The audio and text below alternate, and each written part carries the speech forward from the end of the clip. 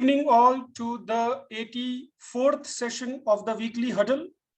I'm your host Anoop, and joining me today is my friend and co-host Praneeth. We both are cardiologists working at Care Hospital, Banjara Hills. You all have been regular attendees of the Weekly Huddle, so I'll skip the introduction part. Today, the topic that we are discussing is probably one of the most common entity that we encounter in our daily clinical practice, be it cardiology, be it internal medicine. And this certainly was a shift from what I used to practice during or what I was trained during my residency and fellowship versus what I'm doing currently. We are talking about uric acid levels. This is something that we did discuss in one of the early sessions of the Weekly Huddle. I believe it was our 5th or 6th session. But we thought this is important enough for us to revisit it after almost 1.5 years of the initial discussion. Joining me today is our friend nephrologist, Dr. Rajiv, who will be sharing his view. And in our attendees, we have fellow cardiologists and physicians who can share their input. So the index case that we are discussing today is a 56-year-old male. And he actually is my routine patient. He came today with a bunch of lab investigations, and this is his 6 months follow-up. And he's particularly interested in knowing about the high uric acid level. As we all know, in our reports, whenever there is something abnormal, it prints as a bold letter. So he wanted to discuss uric acid levels. He doesn't have any active medical issues, so we didn't really were discussing about any particular entity, any particular complaints as a general. Past medical history, as I said, he's 56 male. He has a history of coronary artery disease. He underwent an angioplasty more than 10 years ago. That was before I acquired him as a patient. Since then, he had been doing absolutely fine. He's on stable cardiac medication.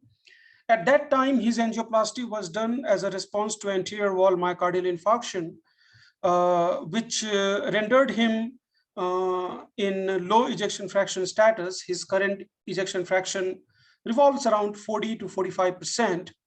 He had a couple of heart failure admissions during that time of angioplasty, but he has been quite stable for the past few years. He's maintained on a low dose diuretic, and he is on routine cardiac medications that you would expect a patient like him would be. His comorbidities include diabetes and hypertension, and he also has chronic kidney disease, for which he follows with a nephrologist. His creatinine hovers around 1.4 to 1.6. So it's not terribly bad, and he has been maintaining like this for quite some time. So these are his comorbidities. Again, I'll just summarize. 56 male, diabetes, hypertension, previous anterior wall MI 10 years ago, primary angioplasty to LAD, ejection fraction about 40-45%, no recent heart failure admission, stable coronary artery disease, chronic kidney disease with a creatinine around 1.4 to 1.6. He comes today for a 6 months follow-up. He's not having any active complaint. His routine labs this time included lipids, HbA1c, his hemoglobin levels, renal profile, thyroid levels, and whatnot, most of which were within acceptable limits. And he wanted to discuss particularly uric acid levels, which were high. How high? In the current report, it was 7.9. And that is what he wanted to discuss, because he had been suggested in the past that he should be taking medications to reduce his uric acid level. As of now, he is not taking any such medication. So the question that we are trying to address here is in patients like these, or in otherwise patients as well, but we'll try to focus on these kind of subset. How do we manage uric acid levels?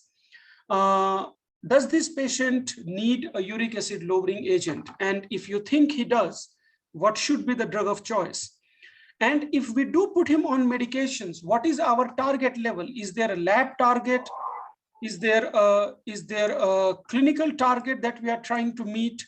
Do we have a fixed number that we are trying to address, or is there a fixed dose that this patient should be on, regardless of what the uric acid level comes. I will start with my colleague Praneeth for his impression, and then we will go down the list and we will ask Dr. Rajiv for his opinion as well. So Praneeth, all yours. Good evening, everyone. So my understanding of uric acid levels, one being a marker for atherosclerotic cardiovascular diseases, and second, higher uric acid levels leading to arthritis and probably calculi, renal stones and other issues. For a patient with chronic disease, chronic kidney disease, the filtration or the excretion of uric acid levels may not be appropriate, which is why we can expect patients with chronic kidney disease to be elevated. And this index patient is also on small dose of diuretics, which probably is also contributing. Now, this guy at 56, 10 years back, has Agrawal MI with hypertension and diabetes.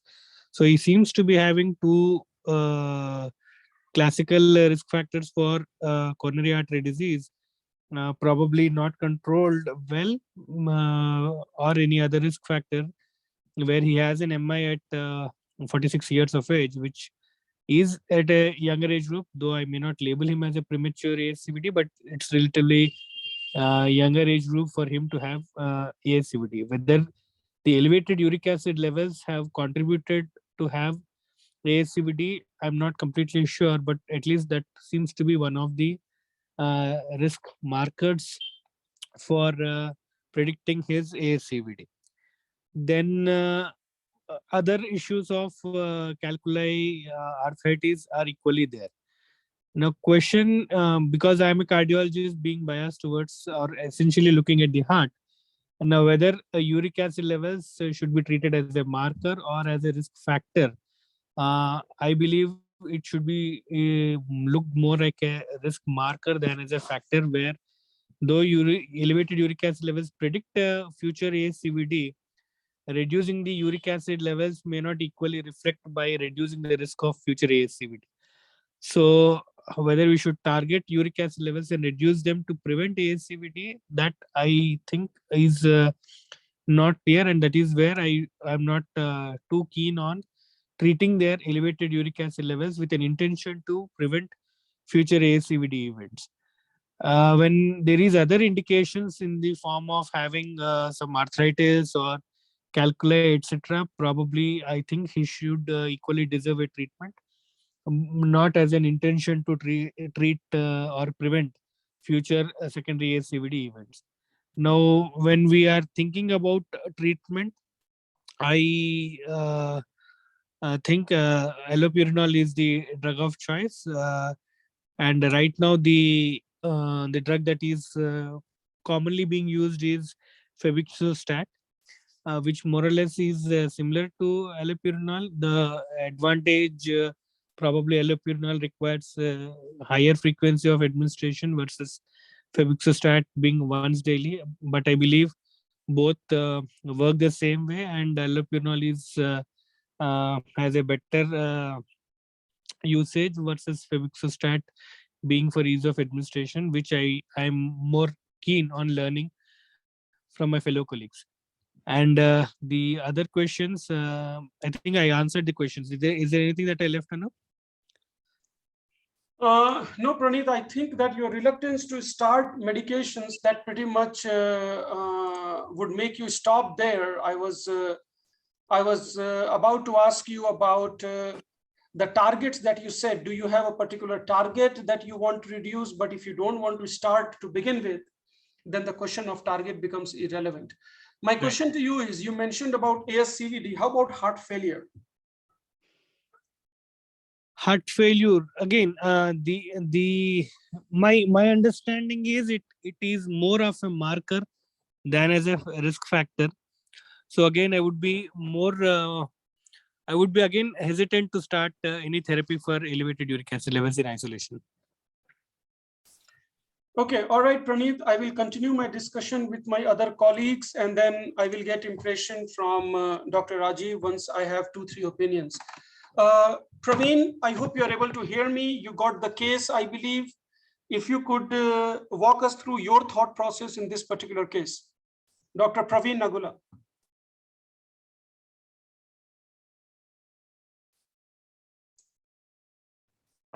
Hello, good evening, sir. Good evening, everyone. Regarding this case, I would consider the hyperuricemia just as the risk marker rather than that of the risk factor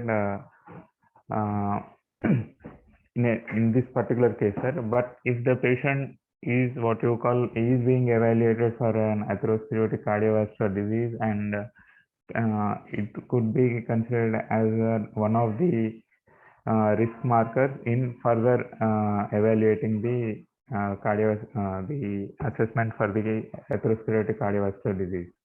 If the patient has already been manifested what you call having a manifested atherosclerotic cardiovascular disease either as a CAD or cardiovascular disease, then the patient having the further events, you can consider the levels of hyperuricemia. If the patient is what you call having uncontrolled diabetes or anything, then this will add on more value to be more aggressive.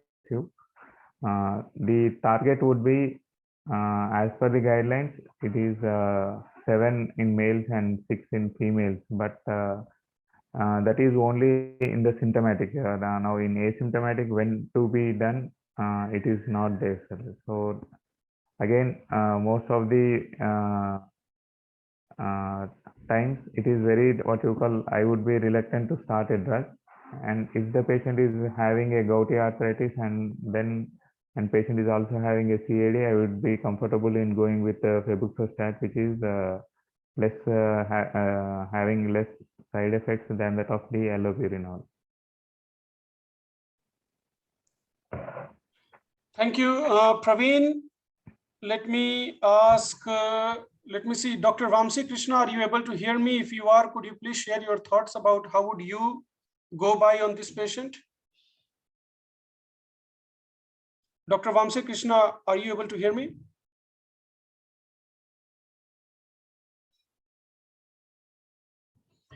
Okay, I'll move on. Dr. Shankar is a general physician who has been regular attendee of the huddle. Sir, how would you approach this particular case? Good evening to all. In day-to-day practice, we come across this elevated serum uric acid levels associated with some metabolic disorders. Many patients, they get this Arogya profile and all executive health checkups and all. Accidentally or incidentally, the serum uric acid levels are found to be a little high, what mentioned, more than 7 milligrams in men and more than 6 milligrams in women. So here, little basic, I would like to go. The end product of purine metabolism is the uric acid. And it is in humans, we lack uricase enzyme. But other than humans, in the mammals, they contain uricase enzyme. They break down the purine, hypoxanthine, xanthine, uric acid also, it will be broken down to allantoin, which is a soluble product which will be excreted out. But in humans, the purine will be metabolized to uric acid level only. So this uric acid level, if it is more than 7 or more than 6 in women, it will remain persistent for many years, asymptomatic. But depending on the degree of uric acid levels and the duration of the hyperuricemia may give rise to crystal deposition in the tissues or in the joints, give rise to gout flakes, chronic gout, tophaceous gout. And uric acid, as I mentioned already, uric acid caliculi or uric acid nephropathy. That is a crystal deposition disorders. In 2/3 of the cases of hyperuricemia, there will be non-crystal deposition disorders. They are what I alluded to earlier, that metabolic disorders, the hypertension, chronic kidney disease, coronary artery disease, cardiovascular diseases, then hypertension, atrial fibrillation, heart failure, even stroke. These are all associated with this hyperuricemia. Whether it is a cause or consequence, still it is not established. But this is whether to treat or not, that we have to decide. So having this uric acid, in 2/3 it will be excreted by the kidneys, and 1/3 will be excreted by the gut or in intestine. So having gone through the basics of this uric acid, this uric acid level may be increased because of overproduction, either inborn errors or dietary or drugs, or it may be due to under excretion by the kidneys. So there may be inborn errors may be there, the drugs may be there. So likewise, see, this uric acid, high uric acid levels, what we see is due to overproduction or under secretion. So we have to evaluate what are the conditions giving rise to overproduction and under secretion. Having known, ultimately our discussion boils down to the index case where the patient has got a chronic stable CAD, heart failure, and chronic kidney disease. Here, the drugs what we use in coronary artery disease, we may be using blood beta blockers, low dose aspirin, and statins. They all increase the uric acid. And a congestive heart failure, we use diuretics as maybe thyroid diuretics or loop diuretics. We may use even ARBs other than losartan, ACE inhibitors, and beta blockers. These are all used in congestive heart failure also. In chronic kidney disease, naturally there will be decreased excretion of the uric acid, so that hyperuricemia will be found. So how to manage if the patient is found to have hyperuricemia, that is more than 7 in men and more than 6 in women, practically we investigate for thoroughly. More than 8 only we start treating in our clinical practice, because we'll come to that. So in this case, whether there are any predisposing factors for the overproduction of uric acid, we have to look for, like myeloproliferative disease, lymphoproliferative disease, psoriasis. So many things are there. Even ethanol intake is there, chronic renal failure itself. So all these are all associated with the increased uric acid levels. So whatever the predisposing factors, they should be tackled first. Second, we should go for lifestyle changes, especially if he is obese. We should ask him to reduce his weight. And the dietary modifications, like purine-rich foods,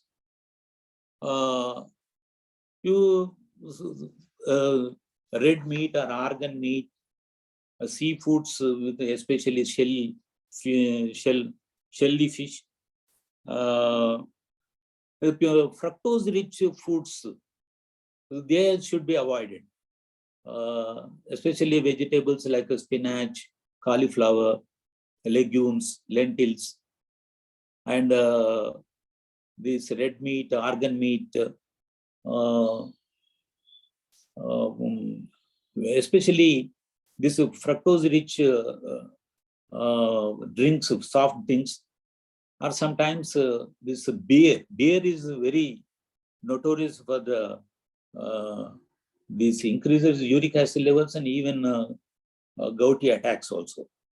So we have to the lifestyle modification and diet rich in purine and fructose rich soft drinks. They should ethanol, beer, and they all should be avoided.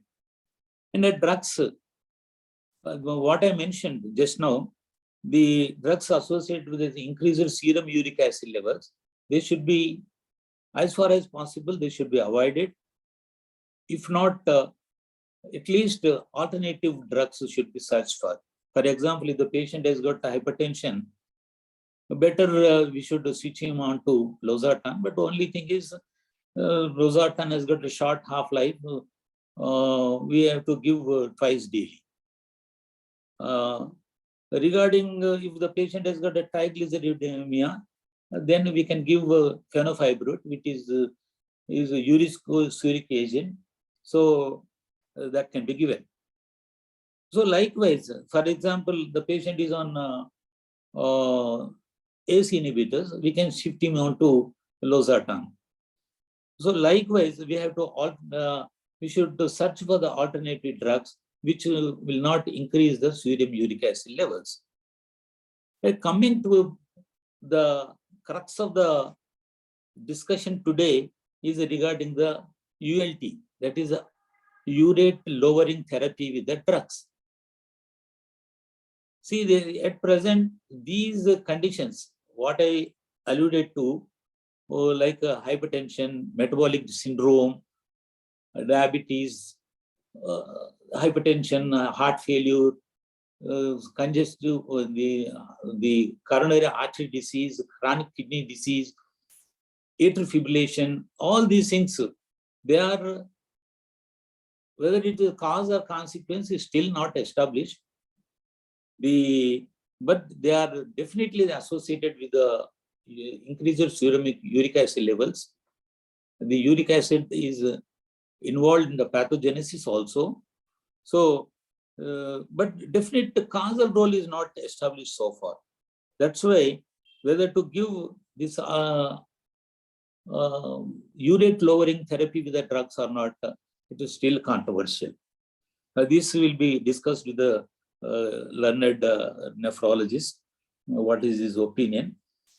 But the two drugs are there, that is at present, in these conditions, there is no consensus of opinion regarding this ULT, that is urate lowering therapy. Most of the guidelines at present do not recommend treating increased serum uric acid levels in these conditions, except Japanese guidelines, where in hypertension and in chronic kidney disease, they prefer to give urate lowering therapy. The urate lowering drugs at present, we have got allopurinol and febuxostat. Allopurinol is cheaper. Long-term safety I have seen with my more than 42 years of experience in my clinical this thing. I have not seen even a single case of hypersensitivity reaction. But the books, they bombard like anything regarding the hypersensitivity reactions.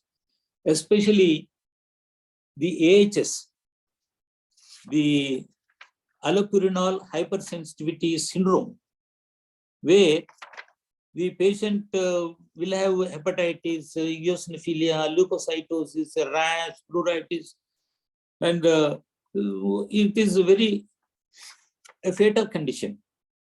And the second is hypersensitivity reactions with the allopurinol is pruritus, rash, and slowly progresses to toxic epidermal necrolysis. So this is a very fatal condition like AHS and reaction, hypersensitive reactions. But at the same time, these hypersensitivity reactions are associated with individuals with HLA 5801 allele. If we investigate for that 5801 allele in the individual, we can avoid giving allopurinol, where there we can go for febuxostat. But allopurinol, I have seen in my clinical practice, so far no reaction. I have treated thousands of cases of gout, deposition disorders, but I have not seen a single case of hypersensitivity reactions. But still, we should be concerned with that AHS and other hypersensitivity reactions. And coming to, and if at all, if we give allopurinol, in case of in this case, the patient has got a chronic kidney disease. So we have to start with the 50 milligrams and gradually increase over a period of 2 to 4 weeks, gradually by 50 milligrams once in 2 to 4 weeks. Then we can go up to 300 milligrams. If at all, if I prefer to give allopurinol in this case, because patient has got hypertension, other comorbidities, and chronic kidney disease. Because if you cut down the serum uric acid levels, the progression of the kidney disease also will be hampered. So to reduce the progression of the kidney disease, we have to tackle the uric acid levels. So if at all I give allopurinol, I go start low and go slow, watching the any hypersensitivity reactions, because the first we have to notice is a rash. So if the patient comes with a rash or pruritus, immediately we should stop the allopurinol, because he may progress to toxic epidermal necrolysis or other AHS. So this is my drug of choice. But a word about the febuxostat. In this case, I don't give febuxostat because though so many good effects are there, because there are no hypersensitivity reactions that can be given. There is no dose adjustment in the chronic kidney disease. So it can be given a patient who does not tolerate allopurinol or reactions with the allopurinol. So we can give this febuxostat. But the fatal and non-fatal cardiovascular events are well noted with the febuxostat. Even Health Canada has given a black box warning that it should not be given in heart failure patients. So here the patient index case has got heart failure. So I don't prefer febuxostat in this case. I go for allopurinol, low dose. I start with the 50 milligrams per day. So this is regarding my view regarding this index case, how to manage. Thanks one and all. Thank you so much, sir, for that introduction and the discussion and getting the discussion started on this uric acid pathway and the treatment option as a general. Now, before I move to Dr. Rajiv, I have an open question for the cardiologist in the audience. And I would let you guys gather your answer. I'll have Dr. Rajiv share his thought, and then we'll take the answer to the question that I'm asking. So talking about this patient, 56-year-old guy who has got cardiac ailment, he is absolutely stable. And he's on pretty much every single drug, which if you look at the side effect profile of it, it would list hyperuricemia as one of them. He's taking ACE inhibitors, he's taking beta blockers, he's taking diuretics, loop diuretic. Nonetheless, it's not a thiazide diuretic, it's a loop diuretic, but he is on loop diuretic. And other routine antiplatelet and statins and whatnot. He never had a nephrocalcinosis or nephrolithiasis, and he never had a gout or whatnot. We certainly can ask him to make changes to his life so that his uric acid level goes down. we certainly can tinker around his medications a little bit so that his uric acid level goes down. But what are we trying to achieve? And I'm trying to play devil's advocate here. I'm trying to kind of get the discussion from both the sides, whether it is worth targeting uric acid at a level, not knowing whether reducing the level actually will be translating into clinical evidence or not. So a person who is otherwise doing fine, where his higher level of uric acid, at least to the level that we know, may not be causing a problem. Now, when I say that, I put a word of caution because the science is not very clear there. One may argue that his CKD is because of uric acid. One may argue his CKD is because of his long-standing diabetes. He's diabetic for about 15, 16 years now, or hypertension for that matter. So we really can't establish a one-to-one causal relation with this. So whether it is worth even looking into all this or tinkering his current stable situation in that particular regard.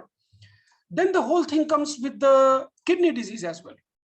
Whether reducing levels, this is 7.9, not that high, but even if it is in the range of 8s or so, whether reducing that will improve or will at least give him a chance to reduce his CKD worsening in the future, whether it reduces nephrolithasis incidences in the future.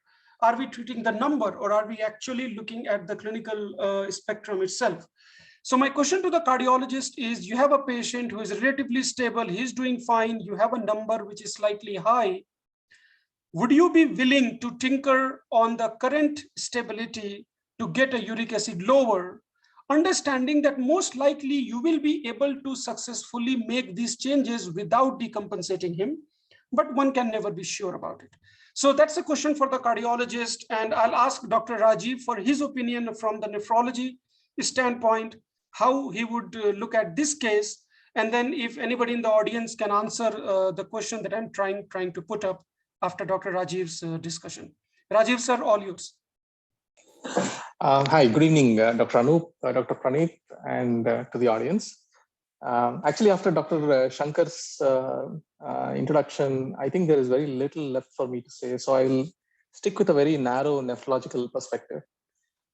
We do see these patients almost routinely in our nephrology OP, and I often have a counter question in the sense, somebody with let's say creatinine of 1.4, 1.5, and they come to me with a uric acid level of 7.1, and they have diabetes, hypertension, they're obviously obese, they are on thiazide diuretics. I often wonder why the uric acid is not higher.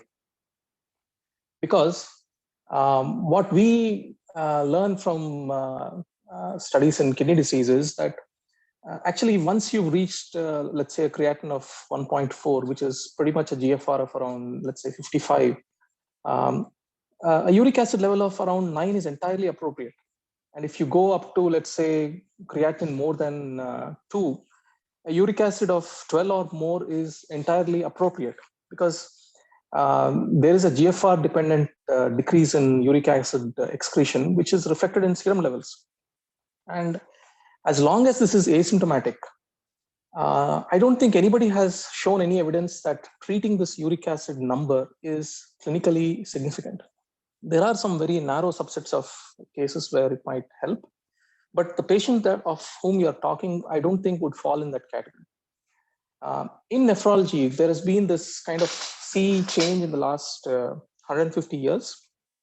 150 years ago, uric acid was central to all our theories about how kidney disease actually started, and especially chronic kidney disease. You would have all these autopsies and biopsies of patients, and they would all be showing uric acid deposition in the medulla. And no wonder, people really started thinking that uric acid is very central to kidney disease. And now we've reached a point where you will actually have whole sections of nephrology conferences devoted to, whether uric acid does cause kidney disease or not. I mean, we know it does, but not the ones we thought earlier.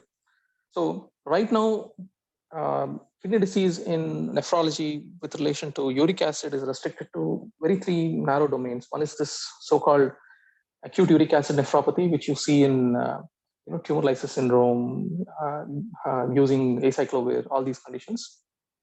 The other one is, let's say, uric acid stones, which have, very specific pathology. The third one, the most controversial one, is this chronic urate nephropathy.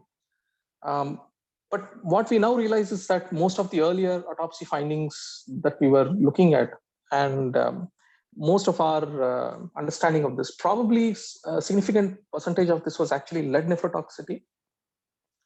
Having said that, now again, the cycle is slowly turning the other way, because we now do have evidence that a high uric acid level, but we are not talking about 6 or 7, but significantly higher than that, does predict future renal biopsy findings of interstitial fibrosis. It predicts future clinical glomerular hypertension. It predicts arteriosclerosis in renal vessels. But we do notice this in the absence of even uric acid deposition. So there is something else going on here, of which uric acid may be a marker and not a cause. In this particular index case that we are talking about, this person has diabetes, has hypertension, coronary artery disease, is on loop diuretics. You would expect this person's uric acid to be higher. And I would not be tinkering with any essential medications to get the uric acid level down. But when would you evaluate somebody with, I think, asymptomatic hyperuricemia? We do know that if the uric acid level is persistently above 9, you do have a 5% risk of having a gout flare. So this 8 to 9-ish level of uric acid levels being persistently high, in the absence, I mean, even after you've taken some basic corrective measures, like asking them to hydrate themselves more, you've taken them off diuretics if that is really bothersome. They've made lifestyle changes, lost weight, controlled their diabetes. Despite that, if the uric acid level is persistently high, then I would probably think of, trying to figure out whether it is because of lowered excretion or an overproduction. But as such, in this particular patient, I would really think twice even about evaluating this case further. But that does not mean that I would view this uric acid level as being insignificant. That is still telling us something, that something is not being controlled well or optimized well in this patient. But it is not a target of treatment. Rajiv, sir, please be online. Few questions that I have for you. Number one, did I hear it correct? You said in these kind of patients, even up to 12, you will not do anything with these comorbidities and everything? No, what I said was, in somebody with a serum creatinine of 1.4, even if, let's say, you just had somebody with interstitial nephritis, even with no other comorbidity, the uric acid level, which would be appropriate for that degree of renal dysfunction, is around 9. In somebody with, let's say, serum creatinine between 1.4 and 2, the appropriate uric acid level for that person would be somewhere around 10. And somebody with more significant renal dysfunction, that is creatinine about 2 and above, the uric acid level which is appropriate for that, simply by virtue of a GFR dependent decrease in excretion, would be around 12. This is well documented, and this is standard dictum. So a uric acid level of 7 point something in somebody with so many comorbidities and who already has renal dysfunction, I don't think should be either should be viewed as a target of treatment. And then the same thing, just banking upon what you said. So patients whose creatinine is 2 or higher, what you are saying is that it is okay to leave them at a uric acid level of 10 or so. I'm just screwing around with you. I'm just trying to tease you with the numbers here.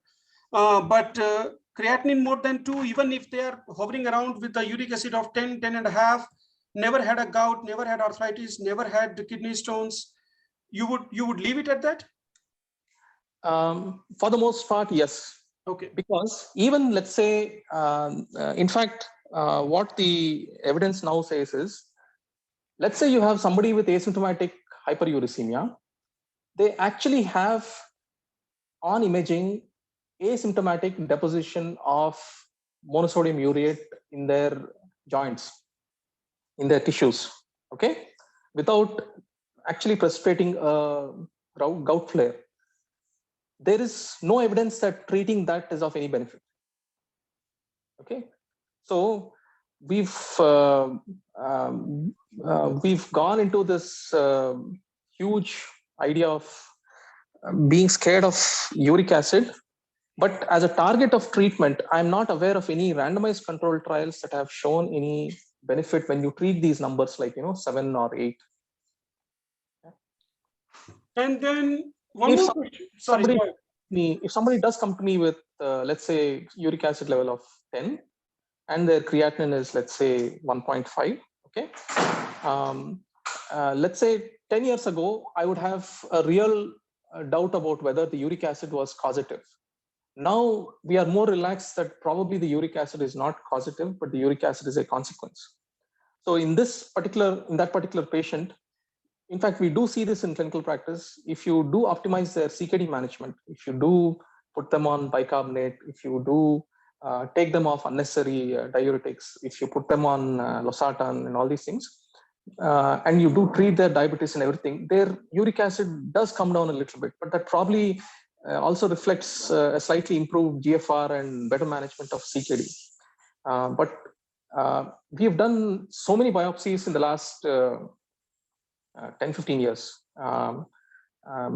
And I mean, renal pathologists will report uric acid crystals if they find it. It's very difficult for a renal pathologist to miss a uric acid crystal.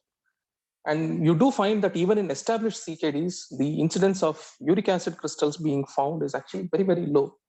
So I do feel that we are in a zone wherein we do know that the uric acid level is signaling something, but we have not yet reached the point where we do have very good therapies that can lower uric acid levels, but we have not yet reached the point where we can show that that is of any benefit.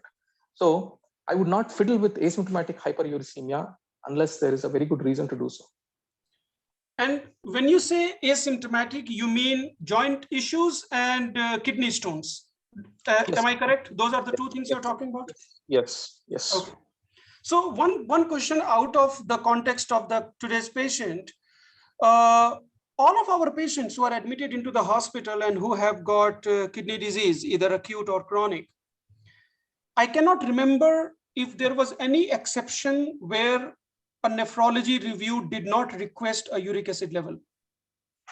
Walk me through that. What is the thought process? Every single patient where if a nephrologist sees inpatient, patient is admitted with us, obviously for a cardiac problem, whether it's an acute kidney injury or whether it's a chronic or it's an acute and chronic, one of the standard order set or one of the standard early recommendation from the nephrologist is to order or check uric acid level in the hospital. Walk us through the thought process. What are we trying to achieve here? Yeah, so there are, I think, a couple of issues at play here. One is uric acid levels will rise up quite significantly in response to certain conditions, and they are associated with AKI. I'll give you one example. So I think 10 or 12 years ago, I had this case of somebody who came with creatinine of 28 and a uric acid level of 24. We had an oncologist with us who got very, very excited when he saw this, and he said, I have not seen this particular situation outside the domain of lymphoproliferative disorder, and that too tumor lysis syndrome. So let's biopsy this chap, and we biopsied this chap, and it was just ATN, and he was not satisfied, and he had a few minor hematological abnormalities, and we ended up doing bone marrow examination, PET CT, and all these things, none of which were conclusive. And but he insisted that this level of uric acid I have not seen before outside this particular narrow field that I'm talking about. So you have to keep evaluating. It turned out that the patient actually recovered uneventfully, and we went into the person's history, and we actually found that this person had received NSAID injections and dexamethasone, which is the common cocktail that RNPs use. And that basically led to hyperuricemia, very severe renal failure. And the dexamethasone probably also contributed to the hyperuricemia by inducing a catabolic state. So, not to speak of things so extreme, but for example, somebody comes to you with, let's say, a bedridden patient comes to you with renal failure. You do think of things like, this constant stasis and being bedridden may have induced some rhabdomyolysis that would also indirectly reflect in some hyperuricemia. There are so many medications that will cause hyperuricemia, especially NSAIDs. Among renal patients, drugs, so many cytotoxic drugs, the drugs that we themselves use in transplant, like cyclosporin, tacrolimus, all these are known to cause high uric acid levels. So we don't like to miss out on those diagnoses. So we do ask as a matter of, almost as a reflex. But we are also looking for the other things, which are that if the uric acid level is more than what you would expect for the degree of renal dysfunction, then we would really start to think whether there are a few narrow etiologies at play. For example, like the NSAIDs that I was talking about. The other thing, place where we would ask is, let's say you had somebody with hyponatremia, and the DD was between thiazide-induced hyponatremia and SIADH. Uric acid can help you differentiate between the two, because you would expect hypouricemia in somebody with SIADH. So there are lots of reasons for which we do ask. But I take your implied point. It's not always necessary, and the answer does not really lead to a clinically relevant change in treatment. Rajiv sir, I will reiterate the last point that you said. I think this should be one of the take-home points for all of us. Hyponatremia is a common entity that we face, and I think, Praneeth, please make it a point. I think at some point we should discuss hyponatremia as well. Hyponatremia, SIADH, the point that you mentioned is something I'm going to think about and put it in my practice. That SIADH, SIADH, you will have a uric acid normal or low versus NSAID induced or drug induced or thiazide induced. You would expect uric acid to be elevated. Certainly, I think that's a point I'm noting. I hope my audience is also noting. There are some questions on the chat box. Rajiv sir, I'm going to walk through it. Things that I cannot answer, I'll ask you to answer. One question is, if the patient is on a high protein diet and supplement, is he at a risk for hyperuricemia? We did discuss protein supplements in the past. Is high protein supplement a risk factor for hyperuricemia? Again, it depends on what the supplement actually consists of. The whey supplements typically are very, very low in phosphorus. They generally, at least we have not noticed them. See, one thing is for sure, in somebody with normal renal function who is hydrating properly, the use of protein supplements will paradoxically cause a hyperfiltration in the kidneys.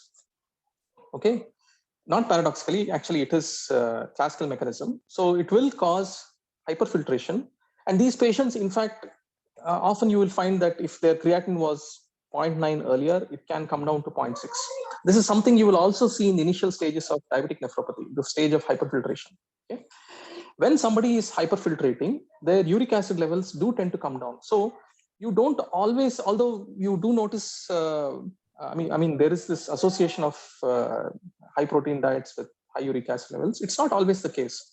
The kidney can compensate.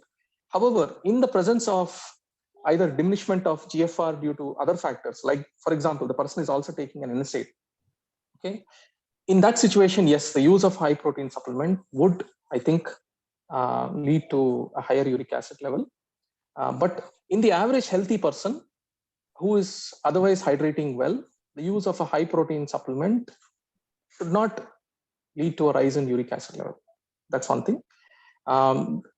The people in whom, for example, gout occurs, you find often that gout runs in families, and there is a reason for that. There is a defect in the way their bodies handle uric acid. So it's not like all of us, if we go to a restaurant and eat a bowl of halim, will develop a uric acid elevation. It's not like that. Natural healthy kidneys can compensate, but there are some people who will be picked out almost as a selective mechanism by the high protein diet.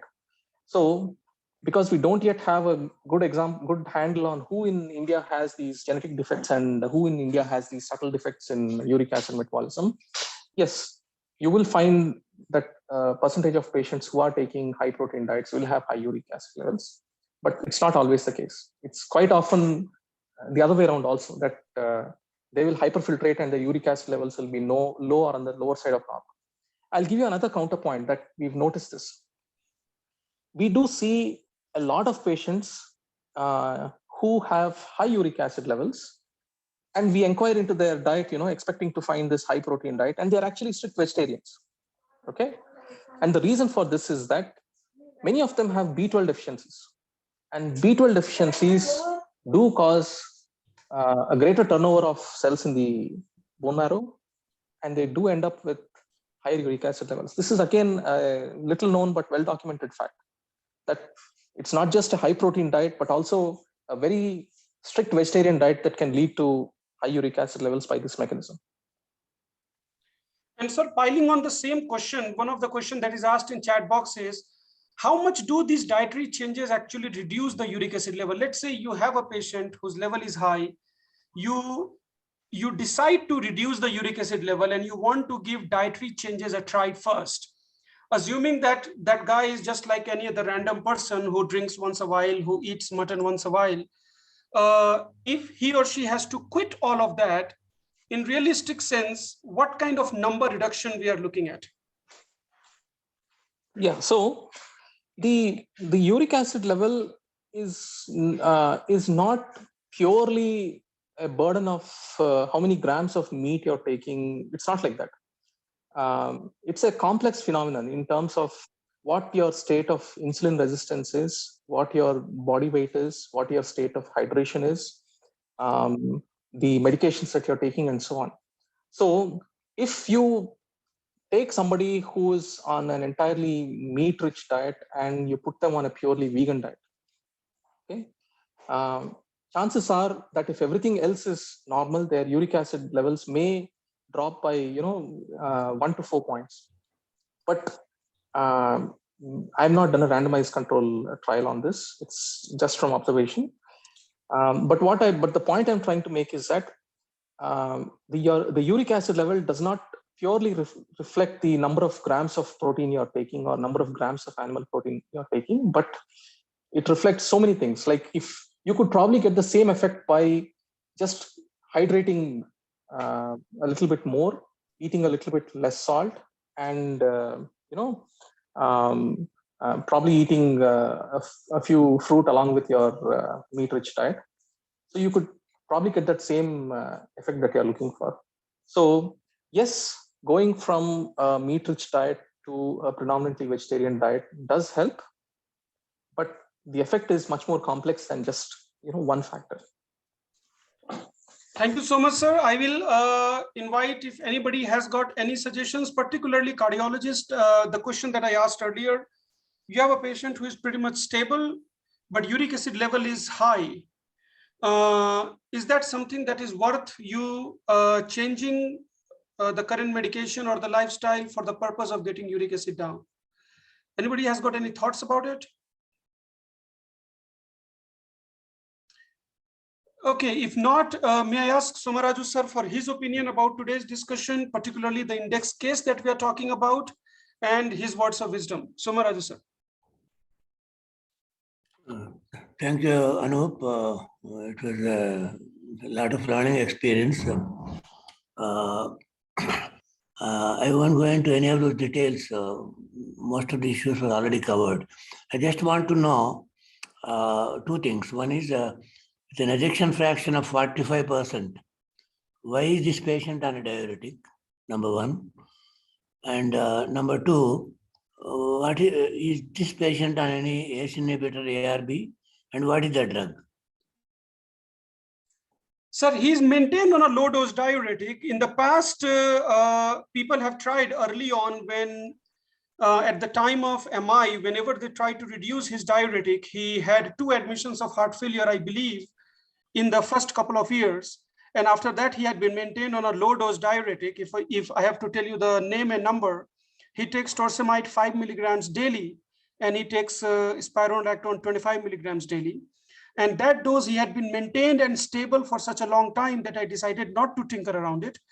And as far as ACE inhibitor is concerned, he takes 5 milligrams of ramipril daily. That is also his chronic medication. I'll only add that number one, on a diuretics in heart failure. And it has to be twice a dose if you have to control heart failure. And a single dose diuretic, which is not long acting, can be counterproductive sometimes. And secondly, instead of ramipril, why not switch over to losartan? I'll stop here. Thank you. And sir, this is the question that I actually asked the cardiology colleagues today, that if a patient like this who's pretty much stable, is it worth going after? I understand that switching from ramipril to losartan is not that big of a deal, but is it even worth it? What are we trying to achieve? And I'm just trying to play the devil's advocate there. See, the relationship between say uric serum creatinine, which is not a perfect measurement for renal function, and secondly, the uric acid levels you are talking about may still not be stable. They may further increase, and we don't have enough data by any clinical trial, but more uric acid is not going to be more helpful. And then if this patient has a uric acid level at that level, and you are giving ramipril, we know that losartan does help, and it's not based upon any clinical evidence or trial evidence. But to me, if it is my patient, I would switch over to losartan and recheck on the need for a diuretic, and check LSIs and check LV function more objectively, etc. Thank you. Perfect. Thank you so much, sir. Santosh, you have any question? Hello, good evening, sir. Sir, is there any level cutoff of serum uric acid level above which we expect the risk of atherosclerosis is higher, and which is again an independent risk factor for heart failure and stroke events? Santosh, you asked that question. I will tell you, I don't have any such data set or any such understanding. I don't think there is a target level for the cardiac standpoint. I know that when patients have got gouty arthritis and all those, then we talk about lower the better, with the target of 6 being a sweet spot. But for the cardiovascular outcome, I don't know if there is any target. And that is another problem when we treat these patients. There is a dose range for allopurinol or for febuxostat or whatnot. These are the 2 most commonly prescribed medication. Because of the uncertainty, we don't even know how much to escalate the drug to get a target level. Of course, if you target ASCVD event, then you'll have to wait for a long period of time because you know whether the number is actually working or not. So these are certainly difficult questions and we don't have very good answers for it. Yes, sir. Thank you. Because it's not uncommon for us to find extensive atherosclerosis. So in cases where we find well-controlled sugars, CKD is also well, lipid levels is also under control. Are these subsets where we have to actually look into the serum uric acid level and aggressively control those levels, sir? So I will tell you, that is where I said that I had a shift in how I was looking at these cases, because I'll be very truthful. During my training as a cardiologist, we saw a lot of these cases who had atherosclerotic disease without any obvious risk factors, and we practiced pretty science medicine. We didn't, of course, one can blame whether that hardcore evidence-based medicine, whether that is the correct way of practicing or not, but that's what we used to do there. And I don't think in my 4 years of training as a cardiologist there, I have ever ordered a uric acid from the cardiovascular standpoint, ever to look for a risk factor, even in those patients who had disease without any obvious risk factors that, like you said, like diabetes or whatnot and all this. I have never ordered one. Whether I was doing the right thing or not, I don't know. But that is what people taught me, and that is what we were doing. We were looking for uric acid in two patient subsets, and those were patient who had arthritis and patient who had kidney stones. That's pretty much it. And all the other rare scenarios that Rajiv sir mentioned once a while. That is what we used to do. Okay, sir. Thank you, sir. Shankar sir, you have something to add? Instead of diuretics, can we switch on to SGLT2 inhibitors, because now it is accepted as a fourth pillar of management of heart failure? Sir, he's already on SGLT2 inhibitors. He's on a complete spectrum of diabetic medications. I did not go through all the tablets for the sake of discussion restricting to restricting to uric acid, but he is currently on SGLT2 inhibitors. Regarding the low dose aspirin, if he's on, can we switch on to clopidogrel? Yeah, so he is on a single antiplatelet, that is clopidogrel. His dual antiplatelet has been switched to single antiplatelet many years back. When I inherited him, he was taking 20 milligrams of rosuvastatin and 75 milligrams of clopidogrel, and I did not change that. So this index patient was not on ecosprin, he was just on clopidogrel. But why did you ask? You think ecosprin also is attributed to low dose aspirin? Low dose aspirin also increases the uric acid. I see. That's a news for us. Good. Praveen, you mentioned to repeat the SIADH and hyponatremia business. What I learned today is that if you do have hyponatremia and you are trying to figure out whether it is diuretic induced versus it is SIADH induced, uric acid level, you would expect it to be higher if it is thiazide induced hyponatremia, versus in SIADH it will either be normal or low. That is what I have learned today. And this is certainly I will be practicing next time when I get a hyponatremia case. And we will have a dedicated session on hyponatremia. That to me seems like a good topic to discuss. One of the questions that is asked is, can long-term use of diuretic put at risk of elevated uric acid? Absolutely, yes, Salma. I think that's an established entity. Thiazide diuretics are implicated to be causing a high uric acid level. And again, what we are trying to see is whether that is pathological or not, that we don't know. You have a patient who comes in. Dr. Anoop, yes. Loops do cause. Loops diuretic do cause, yeah. Do cause, yes. In fact, pretty much the only diuretic that wouldn't cause is a potassium-sparing diuretic. And in fact, loop diuretics cause, and we know that even in Bartter syndrome, which is like the genetic version of actually giving somebody a loop diuretic constantly, it is associated with very high uric acid levels, as is Gitelman syndrome, which is the genetic counterpart of giving thiazide diuretics. So yes, even so, this person, if he was on a loop diuretic, I would ascribe some of it to the loop also. So Salma, that was your answer to your question, that it will increase the risk of uric acid. The question that remains unanswered is that once the uric acid increases, you have a patient, let's say with hypertension, you put them on a thiazide diuretic, their hypertension gets better, they are continuing on chlorthalidone, they come to you after 6 months, they have higher uric acid. Now what to do? Is that high uric acid actually causing something? Is it actually causing any damage or not? And that's a question which clinically remains unanswered. What we have learned today is that if those numbers are disproportionate to what you are doing, so let's say if the uric acid comes 11, 12, maybe that becomes a ground for you to think of, is there any other cause why the uric acid is elevated, and whether it is going to precipitate a gout attack or not. But that is where I think our knowledge kind of stops currently. Amongst the audience, any questions or comments you have about the topic that we are discussing today?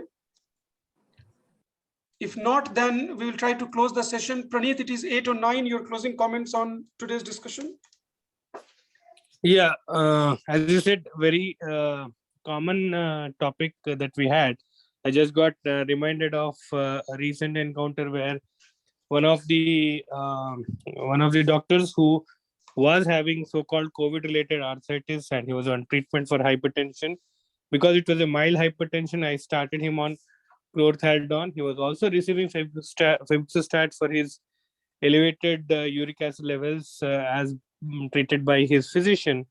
So one of the discussion which came in is why don't we switch over the antihypertensive from chlorthalidone to something else like calcium channel blocker, just because the uric acid levels are high or it's going to get elevated. Again, no symptoms, but I think a lot of it we get carried away by numbers, and how much is it going to have a clinical relevance is a big question that we need to answer. And certainly for a cardiologist, many of the group of drugs that are commonly used have been known to increase elevated uric acid levels, as has been highlighted in today's discussion. And provided the renal functions are okay, the uric acid levels should be within control, and the renal functions will in turn reflect the elevated uric acid levels. So that should not come as a surprise that the uric acid levels being elevated in a patient with some kidney disease should not come as a surprise. But we need to know why we want to reduce them, what are our targets, and how far. Probably looking into the medications that the patient takes and knowing the conditions itself will answer the elevated uric acid levels and probably stops us from doing further evaluation and modifying the treatment. And if needed, then take a calculated call on adding the drugs to reduce uric acid levels, again knowing why we want to start them in the initial place. So this is what I could learn from today's session, Anoop. Thank you, Praneeth. Thank you all of you for attending today's session. Thank you, Rajiv sir, for sparing your more than an hour with us today. There are certainly a lot of topics that we have learned, we have discussed. As you all know, we do this session every Wednesday, and if you have any topic that you think we should discuss, please let us know. We do have a WhatsApp group where if you're not a part of, and if you want to engage in discussion, continue discussion after today's session as well, you can join that. And I hope to see you all next Wednesday. Thank you all. Good night. And we'll see you next week. Thank you, guys.